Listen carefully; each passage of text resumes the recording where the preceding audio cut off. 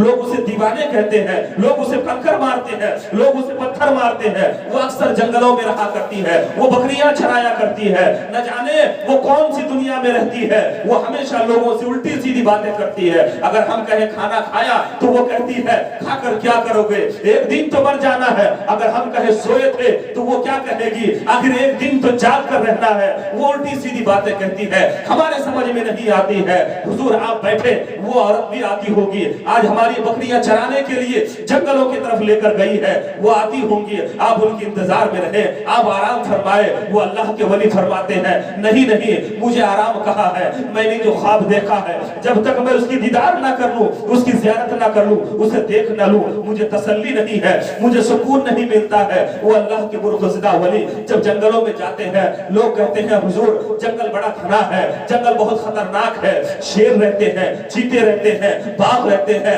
طرح طرح کے درندے رہتے ہیں, کہیں آپ کو تکلیف نہ پہنچا دے. مگر اللہ والے تو اللہ والے ہوتے ہیں, وہ جہاں سے چلتے ہیں جبھی اس کی ہو جاتی ہے. مخلوق ہے خدا کی مگر غلام اس کی ہو جاتی ہے.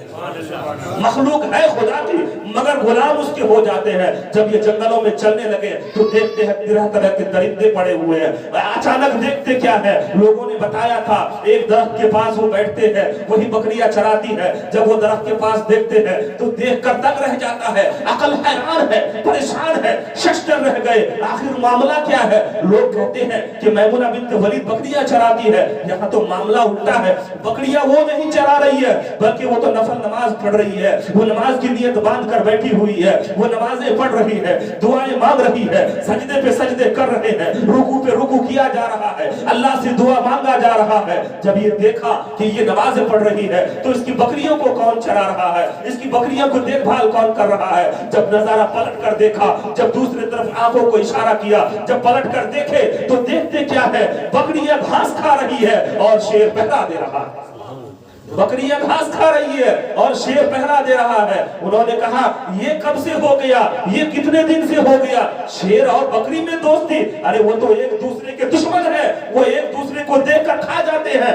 شیر اور بکری میں یہ دوستی کیسی. اتنے میں حضرت میمونہ بنت ولید نے سلام پھیر کر ان کو سلام کیا اور کہا اے زید بن عبداللہ تم آ گئے, اتنے بھی صبر نہ کر سکے, ارے ملنے کا وعدہ تو جنت میں تھا, تم یہاں پہ آ گئے. تو عبداللہ بن زید نے فرمایا تمہیں کیسے معلوم. تو وہ عورت کہتی ہے, وہ میمونہ بنت ولید کہتی ہے, جس رب نے تجھے میرا پتہ دیا تھا اسی رب نے مجھے بھی تیرا پتہ عطا فرما دیا ہے. ملنے کا طریقہ تو جنت میں تھا, تو یہی مل گئے, تو مجھے یہی ملنے کے لیے آ گیا. تو وہ حضرت زید بن عبداللہ کہتے ہیں اے میمونہ بنت ولید, اچھا یہ بات تو بتا دو, یہ بکریاں گھاس کھا رہی ہے, یہ شیر جو ہے اس کو چرا رہے ہیں, بکریوں کی فطرت ہے وہ ایک جگہ ٹکنے والی نہیں ہے, کبھی پھدک کے ادھر, کبھی پھدک کے ادھر, کبھی اس کے کھیت میں کبھی اس کے کھیت میں. بکریوں کی یہ عادت ہے, وہ ایک جگہ ٹکنے والی نہیں ہوتی ہے. بکریوں کو دیکھ بھال یہ شیر کر رہا ہے. بکریاں جب دوسرے طرف چلی جاتی ہے تو وہ شیر جو ہے اپنے جبڑے سے پکڑ کر بکری کو اپنے ساتھ میں لے کر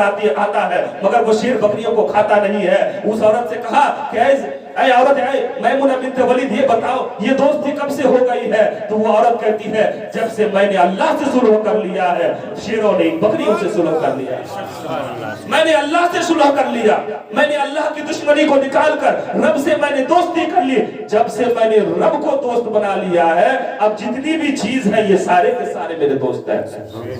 کیا سمجھے اس واقعے سے, کیا سمجھے آپ؟ رب کے بارگاہ سے دور مت رہیے, مت سوچئے ابھی نہیں پڑھیں گے, کل جائیں گے, پرسوں جائیں گے, اگلے سال سے نماز شروع کریں گے, صبح سے نماز شروع کریں گے. میرے بھائی سوچا تھا آپ نے کبھی کہ ہم اس محفل میں آ پائیں گے؟ کتنے لوگ ہیں جو رات کو کھانا کھا کر سوتے ہیں, صبح اٹھنے کی نوبت نہیں ہے, ان کی زندگی کی آخری دن ان کی رات ہو چکی ہے, صبح اٹھنے کا ان کو موقع نہیں ملا ہے. آپ کون سے کچے خیالی میں, خوش فہمی میں جی رہے ہیں کہ ہمیں ہمارا بیٹا بچا لے گا, ہماری بیوی بچا لے گی, ہمارے بھائی بچا لیں گے, ہمارے رشتہ دار بچا لیں گے. ارے قبر والوں سے جا کر پوچھو کیا حال ہوتا ہے وہاں پہ, قبر والوں سے جا کر پوچھو کیا حال ہوتا ہے.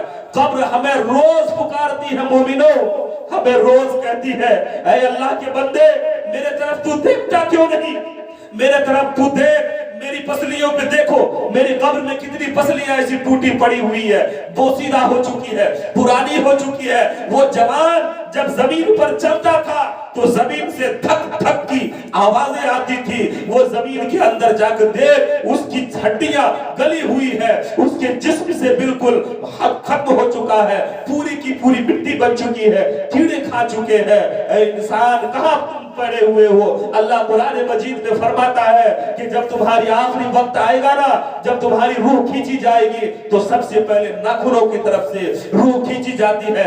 मालूम है क्यों?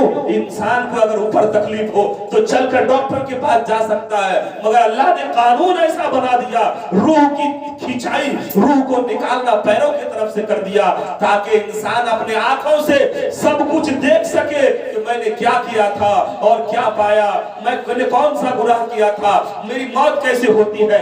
इंसान छटपटाता है। कैसे छटपटाता है मालूम है? ऐसे कि जिंदा बकरी को अगर कसाई पूरा खाल खींच के उतारे तो बकरी छटपटाने लगती है। या यूं समझ लीजिए कि मछली को अगर पानी से निकाल कर रख दिया जाए, बिन पानी के मछली छटपटाती है, इसी प्रकार से इंदा छटपटाता है। यूं समझ लीजिए कि एक कांटेदार बबूल का पेड़ है और वहां रेशम के कुछ तार उसके ऊपर लटका दीजिए और खींचिए तो क्या होगा? वो रेशम के तार तार तार हो जाएंगे, रुए के शक्ल में आ जाएंगे। मेरे भाइयों, यही हाल इंसान के रूह के निकलने का वक्त होता है। निकलिए दुनिया के रंगीन से।